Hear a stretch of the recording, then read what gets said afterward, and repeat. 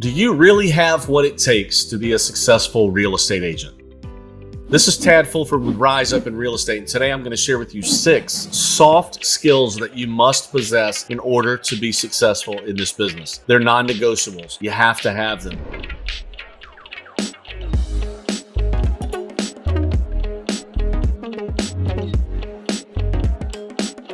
Number 1, of course, you have to be able to communicate.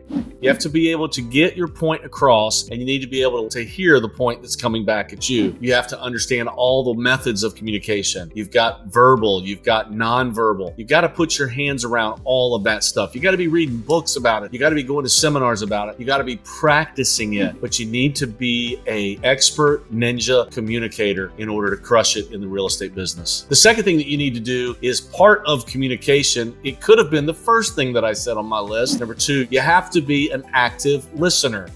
When I say active listener, that means you have to hear what the person is actually saying, not just their words, not even just the meaning, the initial meaning, but you have to understand the context enough of the person that you're communicating with, in this case, your client, where you really understand what they're saying and where they're coming from. Part of active listening is body language. Part of active listening is not talking. Did you hear that? Part of active listening is knowing the right questions to ask to get to the next layer of the communication that they're trying to put out there to you. To be active listener, you have to be involved. It is a science and it is an art. It can be practiced, it can be studied, it can be learned. So number 1, you need to know how to communicate. Number 2, you need to know how to be an active listener. Number 3, you need to have social savvy, social awareness.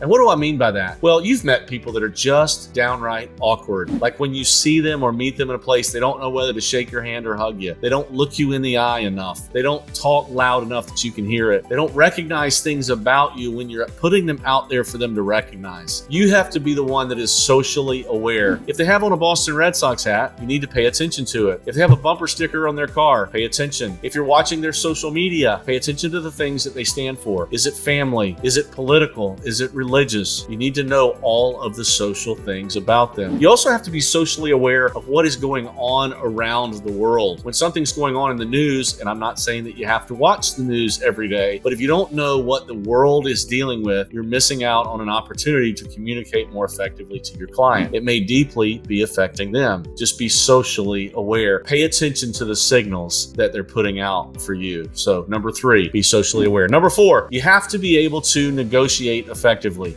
This is one of my favorite things about real estate. The way I define negotiation is the ability for you to get the desired outcome for all parties. Now, obviously, if you're representing the buyer, you want to negotiate for your client and get their desired outcome. But in my opinion, negotiation is collaborative. It means that you can negotiate in such a way that both buyer and seller and agents and attorneys and inspectors, that it can all be in harmony. You have to be a master negotiator. Again, this is something that can be practiced. It's something that can be read about. It is something that can be improved. So when you are negotiating for a client, pay attention. Did you get the outcome that you deserve, and why or why not? And work on getting that. There are great books out there that you can read about negotiation. Find those and dig deep. Number 4, you have to be able to negotiate. Number 5, and one of my favorites, you have to have patience. And I'll say this, in order to be an effective real estate agent, you have to be the most patient person in the room. If you get patiented, it's not a word, but it is today. If someone shows more patience than you, then you lose. That's the way that I look at it. Don't let people get under your skin. Don't let circumstances rock your boat. Be more patient than everybody else in the transaction. Be more patient than your client. Be more patient than the other agent. Be more patient than the attorney that wants everything right now. Be more patient than the lender, the home inspector, and the list could go on and on. Patience, again, is something that can be practiced and something that can be learned about. All of these things you need to be evaluating on a day-to-day basis in a quiet place with an honest heart. How am I doing with my patience? The last one, number 6, thing that you need to know how to do in order to be an effective real estate agent is you must be tactful.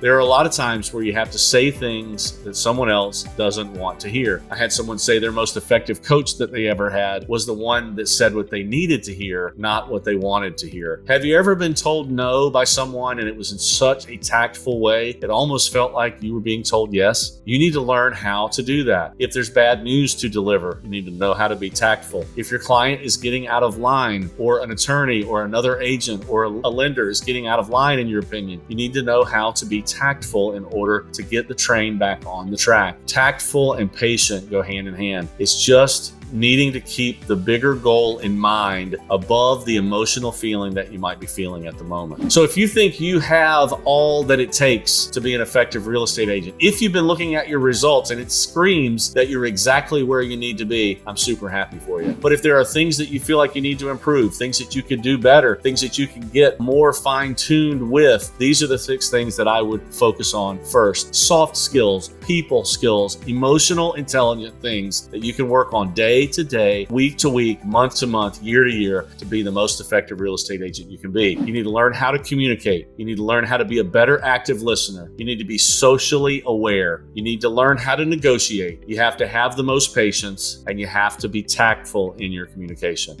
Again, this is Tad Fulford with Rise Up in Real Estate, and I hope this video helps you rise up.